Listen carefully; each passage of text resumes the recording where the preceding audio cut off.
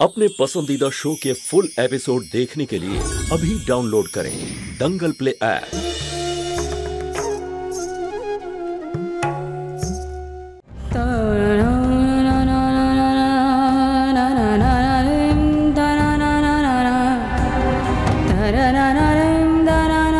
কি বললো সুষমা?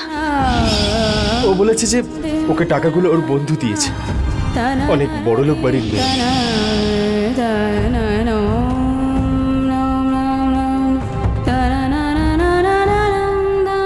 তুমি তো এটা জানোই যে আজকাল সুষমা একটু প্রবলেমের মধ্যে আছে। প্রবলেম? না, কি হয়েছে? আমি তো কিছু জানি না। ও তোমাকে কিছুই বলেনি? না, বিয়ের পর ওর সাথে দেখাই হয়নি।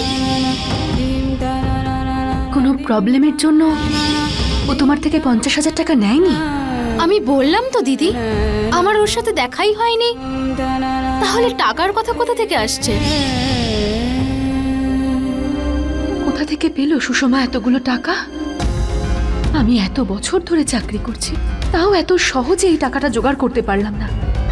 তাহলে সুষমা হঠাৎ করে এতগুলো টাকা কোথা থেকে পেল? ও তো কোথাও জবও করে না। কাকে বলবো যে সুষমা মিথ্যে কথা বলছে? কে আছে যেই কথাটা বুঝে আমাকে সাহায্য করতে পারে? পঙ্কজকে? না না, ও তো সুষমার ব্যাপারে কিছুই জানে না। ওকে আমি এই সম্বন্ধে কিচ্ছু বলতে পারবো না।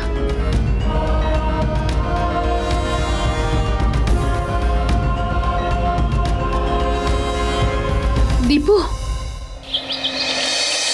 এসব তুই কি বলছিস দিদি?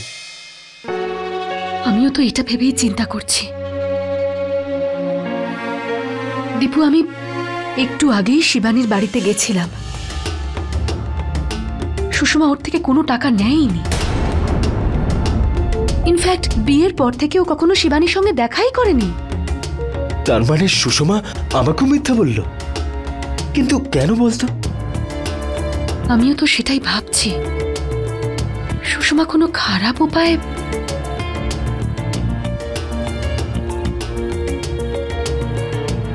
দেখ, সুষমা এখন একদম অবুঝ। আর যে লোকটার সঙ্গে ও বিয়ে করেছে সে ওকে ভুল বোঝাতে পারে।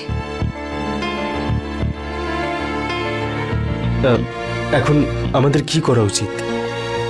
আচ্ছা, ও আবার ওর চাকরিটা নিয়েও আমাদের মিথ্যে বললো না তো? হতেও পারে। দেখ, যে কোনো ভাবে সুষমার থেকে তুই এটা জানার চেষ্টা কর যে ও চাকরি করতে যাচ্ছে কিনা।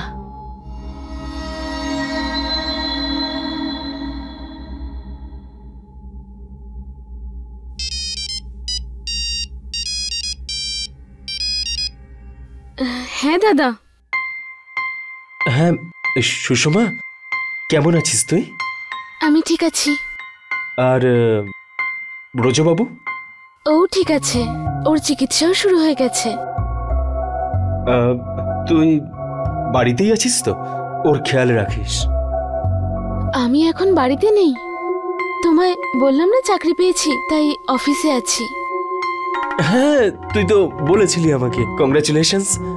দেখ, তুই তোর অফিসের অ্যাড্রেসটা দে না, ওখানে গিয়ে আমি তোকে কংগ্রাচুলেশন তো জানাতে পারবো। হ্যাঁ, তুমি লিখে নাও না। এক মিনিট। হ্যাঁ বল। টিকে এন্টারপ্রাইজেস, টিকে এন্টারপ্রাইজেস, 2217 2217 গড়িয়াহাট রোড, বালিগঞ্জ। আরে হ্যাঁ সুষমা, ওখানকারই দুটো পার্সেল আছে আমার কাছে। দেখ, আমি যখন ওখানে যাচ্ছি তখন ওখানে গিয়ে তোর সাথে দেখা করব। হ্যাঁ দাদা, তুমি চলে এসো। কিন্তু দাদা, আজ আমার অফিসে প্রথম দিন, তাই আমার সব কাজ বুঝেও নিতে হবে। বেশি সময় কথা বলতে পারবো না। ম্যাডাম, আপনাকে বস ডেকেছেন। হ্যাঁ হ্যাঁ, আমি এক্ষুনি আসছি। আচ্ছা আচ্ছা দাদা, এখন আমি ফোনটা রাখছি। ঠিক আছে সুষমা। থ্যাংক গড দিদি, ও তো অফিসেই আছে। আর এই অফিসটা কথা আমি ভালো করে জানি, অনেকবার আমি কুরিয়ার দিয়েছি ওখানে। খুব বড় কোম্পানি ওটা। ভালো হয়েছে, খুব চিন্তা হচ্ছিল রে আমার। কিন্তু এখনো এটা বুঝতে পারছি না আমি যে ও 50,000 টাকা পেল কোথায়।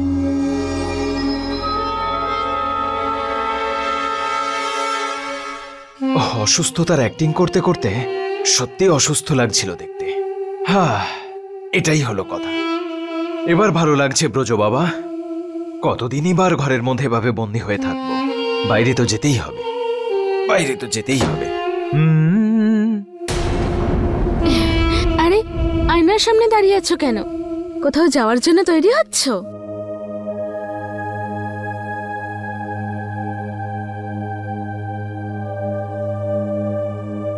আরে তুমি ভুলে গেলে নাকি পারফরমেন্সের জন্য যেতে হবে না?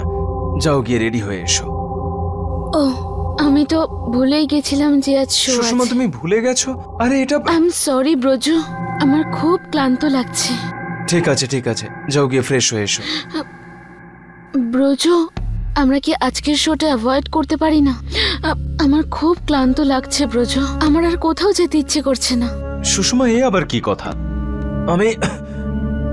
আমি এত অসুস্থতার পরেও যাওয়ার জন্য রেডি, আর তুমি কেন যেতে পারবে না?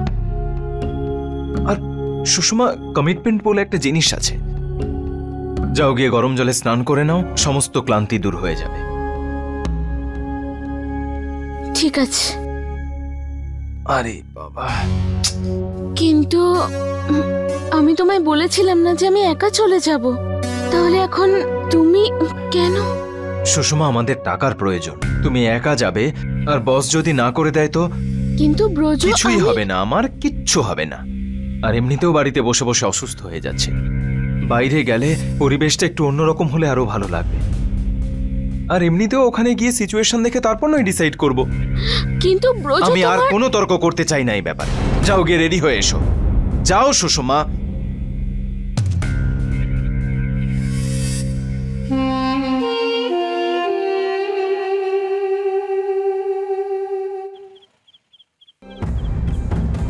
ও বলল যে ওকে টাকাগুলোর বন্ধু দিয়েছে, খুব বড় লোক বাড়ির মেয়ে। আমি বললাম তো দিদি, আমার ওর সাথে দেখাই হয়নি। তাহলে টাকার কথা কোথা থেকে আসছে? জ্যোতি, হ্যাঁ,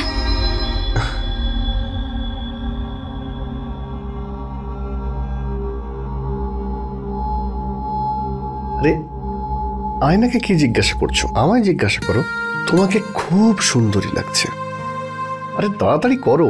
আরে আমার পেটে বিড়াল কীর্তন করছে। বিড়াল? পুরো পৃথিবীর মানুষের পেটে তো ইঁদুর দৌড়োয়, আর তোমার পেটে বিড়াল দৌড়চ্ছে? আরে আগে ইঁদুরই ছিল, আর ওদের দেখে বিড়াল এসে গিয়ে সব ইঁদুর খেয়ে ফেলেছে, তাই এখন বিড়ালই দৌড়চ্ছে। আরে দেখো যদি এরপরে কুকুর বা বাঘ এসে বা আরো সবাই এসে যদি কীর্তন শুরু করে দেয়, তুমি প্লিজ রেডি হও। ঠিক আছে, আমি তৈরি আছি, চলো। अच्छा। फुल एपिसोड देखने के लिए अभी डाउनलोड करें दंगल प्ले ऐप।